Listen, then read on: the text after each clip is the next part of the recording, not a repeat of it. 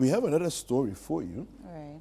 We're going over to the central region, actually, in the Kasoa-Winneba side of, just as you're going to the western region. The road users, residents, again, are also, unhappy and disgruntled over the state of things on that side. Let's take a look at this report. Earlier this year, the government of Ghana awarded NAC Fairmont Construction Company Limited, a wholly owned Ghanaian company, to construct or dualize the Kasoa-Winneba stretch, which is a 34-kilometer stretch. The entire contract duration is due to last for 36 months. There will be flyovers at Gomwa-Budumburam, Sanya-Breku, and Akoti Junction. We are here to assess the extent of work and possibly some challenges associated with the work.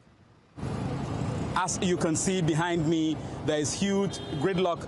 We would engage commercial drivers and some road users on how the traffic situation is affecting them. Budumburam barrier horn airban. Bedu Big Apple. Me boebre mu a branch no. Me jina ho be 1 hour. Na traffic na nya easy. Nti traffic in the o kan anya easy. Car na kra na ebi nko. Sisi e wo fika so e ba. Driver bi aso nko. Because of traffic. Obi adwuma okwakoye na eho hia no. Nti untimi mfa wo adwuma enye den embe block obi de. Nti no yesre mpanifo na omomoma de no omomra mo man. Enye sa da demonstration e be ye de den e de ati om. Thursday na twa mo week. Na omo be blast amran omo tu ato he omo be blast aboba. Omo stop car se ho nyina be 3 hours ansa na aboba no omo be blast no. Traffic a esi kromo ha no. Enye traffic to Ofi mi fia de ba station no me wo Big Apple me road ni nchen no be 3 hours na mnduri me pipi mbodu so a oyimpa na ole ba no kra no abafo no so wa ka traffic nti the whole day na kire me nidi sisi me gina he me nko obi ehwa na wo kare o man ni mu ayedin a obi a ono wadida me obekare onto them. Where I'm currently standing is one of the junctions that persons who live here believe to have been diverted to reduce traffic on the main stretch. This point connects to adjoining communities through to Kasoa and Nyanyano. And some persons we spoke to actually indicated that if there was a diversion here, it would have helped ease the traffic situation on the main Kasoa-Winneba stretch. Bypass FM bypass, someone you be on my head. Saturday. Almost etwa one side pet a blockade main road na ye faso econo. Traffic is here and me fi Kasoa eba Budumburam. Me di be 3 hours. International road mean si kwan no kra obi nya kwan emfa ho ye den kwatre se omo ye bypass emfa bi bypass wo ha bebre so omo nim bypass no kwatre omo buy e betimi de akire omo ba bia eye kwan so yetimi wura kopie Kasoa won ye den won yusu main road no but eba se ye mpanifo ye shom kwetimi ni ebi mu kasa be no mo kasa obi e no ho ye den atre omo ye mo ye papa bia Emra wo ye Kasoa overhead kasi ye wo ye overpass bi too baby ifi welem to anafi akale baby to butu urema na ebopo e Big Apple wona na reko no ahu aden na nka da memere nze atwemu mfa na bedimbe na nne ya nka modern Ghana free education addition adults iyi momu ye fa no how atwen do. One of the major challenges associated with the construction works on the Kasoa-Winneba stretch is the destruction of pipes belonging to the Ghana Water Company Limited. These pipes link to several homes on this stretch. As you can see, the pipes have been destroyed, making water difficult to enter into several homes. We would engage persons who live on this stretch and the challenges they are having with water. By 3 weeks. By 3 weeks. Na ejidi den no problem. But all you can what's the pipe or more to chum. It's about 3 weeks in the use. Now, or the Abram. Oh, I had that brain, Papa. But I'm stressed is a what the quan bed is so best with yes, you do. It is a way of quan and sour yen tsunami. Or more chocolate, and you're happy. Baby, I blew cool, off you when your pipe. What to pipe my yaduque, your chocani muquet, you walk bunsu. Bakwan in and to me, Chomubil, Yanko Bunsubil. By 2-3 weeks now. We haven't got any pipe. Why? Because the main pipe is laid here and it has been cut off. So there's no pipe. So just imagine, we are just fetching water from anyhow. These tanker people, you don't know where they will get the water, but they will come and give it to you for you to take it. So they are selling sickness to us. The construction works on the Kasoa-Winneba stretch has affected a lot of businesses on this stretch. One has to do with electricity situation here. And I have with me a lady who sells pure water on this stretch. She's going to help us better understand how this is affecting her business. Madam, how is power cuts on this stretch affecting your business? It's affecting our business too much because of the power. If you put water in the fridge, 4 days, light off, the light is not coming. 1 week before you can sell one fridge. That one is affecting all the business. Business is not going on because of the construction and the lights. Because of the hole, people cannot come and take the water. And the light is not on. So 1 week, you can't sell one fridge water. So it's affecting us. Okay. How often does the light go off? When it comes, 1 hour, then you go. 1 hour, then you go. They have even spot 3 of my fridge. So I'm using only 4 fridge. The 4 fridge, so I can't sell one. The way the electricity they construct it, as a matter of fact, is very horrible. Very, very horrible. We can be off for 3 days without even a light. So just imagine, if your wife is selling, let's put all these things into consideration. The children, the heat that we are going through is very bad. So for that one day, I will say they are not doing well at all. It's 2:45, some few minutes to 3. We are still here at the Budumburam section of the Kasoa-Winneba Highway. Traffic situation is still huge. This has been here from morning till now. Now, one of the areas that has huge traffic is the Budumburam section. The assemblyman for the area, for the Budumburam electoral area, is here. He would help us understand the situation and the complaints that have come in since Saturday. Honorable, tell us, what are the complaints that have come in since Saturday? The traffic congestion here has become a problem for us since yesterday. It was really serious yesterday when the road contractors they decided to divert the road, and it has created a huge problem here. And even myself, as I'm talking to you, I've even parked my car since yesterday. I'm not able to even move my car to the other side of the road due to this traffic, and it has created a lot of people not even to go to work on time because many of them are not able to access their vehicle or transportation or any car to their destination. Some of them even to the extent that they even drop at Kasoa, walk to Budumburam. And also from Breku, they also drop at Breku and walk to Budumburam, which is really disturbing.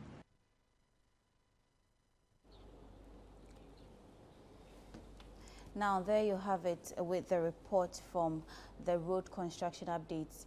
This report was a week ago. Now, on the line, on the telephone, we have Calvis Tete, who is a Central Regional Correspondent here at Citi TV and Citi FM. Calvis, good morning. Morning. And welcome to Breakfast Daily. All right, thank you. Right, so per the reports we watched just right about now, this was a week ago. Now, looking at the situation of the road, what is the update? Well, things are a bit, should I say, softer now in the sense that the traffic situation on that stretch, although it is there, they have found certain measures to curb the traffic in the sense that, after the report, they are working on the bypasses that lead to that stretch. And so for that matter, some of the vehicles have been directed to use the bypass. Initially, what caused the traffic situation was the fact that they were blasting some rocks at the middle of the stretch. There's an area called Big Apple. There were some rocks in the middle. So now the initial route, bituminous road that was there, was blocked.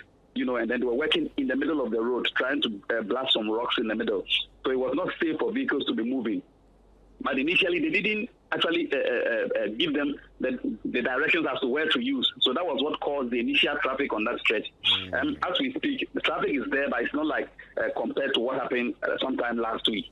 I used the stretch yesterday.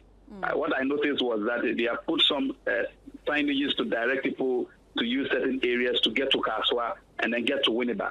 The main problem is around the Big Apple area, Budumburam Camp, Big Apple area, where they are doing a lot of construction work there. They are doing expansion works, and they have blocked they have blocked the main stretch, the bituminous road that is there. So the vehicles are using the bypasses into the Bunumburam township and then join again to Winneba or to Accra. Right. What is the condition of the bypass? The bypass is not in good shape, to be honest with you. Even after it rained yesterday, it has even become worse. It is, riddled with potholes and all that. It is not a road that they have actually prepared. These are roads that used to be there already. And so I was expecting that while they were doing construction work, they would at least, clear those stretches to ensure that vehicles move speedily. But it has not been done. So although, the traffic is going, when you use the bypass, it still delays you a bit. You still you get stuck in traffic for quite a number of hours till you move to your destination. I'm expecting that they will clear the bypass and work on it to ensure that it is smooth. But that is not the case as we speak. Covens, can you give us a sense of when we're expecting this project to be completed? Well, the last time the minister came on the stretch, we spoke to him. According to him, the project will last 36 months. Okay. But from what I know, the work is going on very fast. So I'm tempted to believe that the 36 months, there's a possibility. But, David, quite apart from that, there have been other challenges on the stretch. Okay. The pipelines belonging to the Ghana Water Company Limited that goes to various homes have been destroyed. I spoke to some women on the stretch, some households on the stretch, and then they were saying that their pipelines have been destroyed by the machines working on the road. So it makes it difficult for them to get access to water. And it is difficult in the sense that, they use water daily. So sometimes they have to trek miles to go and look for water.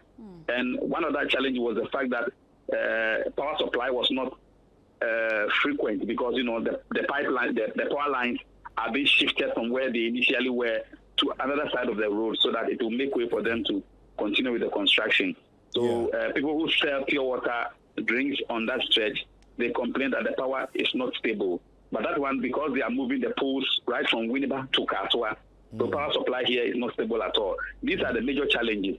And, for those individuals who live along the stretch, they also complain that, they were not informed when they don't actually inform them when they are doing certain things, like when they are blasting rocks. There's no announcement sort of to prompt them and all that. So they would want them to be doing that, at least when they are doing something on the stretch. You make an announcement for people to know that this is what is going to happen around this time. So if you are using this direction, try and change your direction and possibly use another alternative. These are the challenges on the stretch that road users have been complaining. But the traffic situation is there, but it's not like before. I see. Now, the issue of the water supply, I thought that Ghana Water would be consulted to relocate their pipelines before any digging and possible destruction of existing pipelines would happen. Do you know what has happened in this regard? Why are pipelines broken, and what's Ghana Water, doing about it? Do you have any idea? Okay, David, I can't tell for a fact if they actually consulted Ghana Water before, but information I picked from the residents pointed to the fact that, if they had informed the Ghana Water Company earlier, they would have come to move the pipes, but they believe they were not informed. That is how come their pipelines have been destroyed. They are really struggling with water if you go along that stretch. Over hundreds of households on that stretch are struggling. And, what it is that, the pipeline connects to several houses just after the road, so it goes far and further and further and further. So, people there are struggling with water. I went into the communities and I spoke to some of them. And it is not the best, David. They are really struggling with water. Yeah. But, the issue of the bypass as well. There was a resident I spoke to who said that, if you are constructing a road, there's a need for a bypass. Now, when they move the sand from the road, instead of coming to use it to fill, to work on the bypasses, sometimes they take it somewhere, sometimes they do sell it. So they are asking why, once you take off the sand from the main road, instead of using it to dress the bypass for it to be smooth, you are just selling it to other people.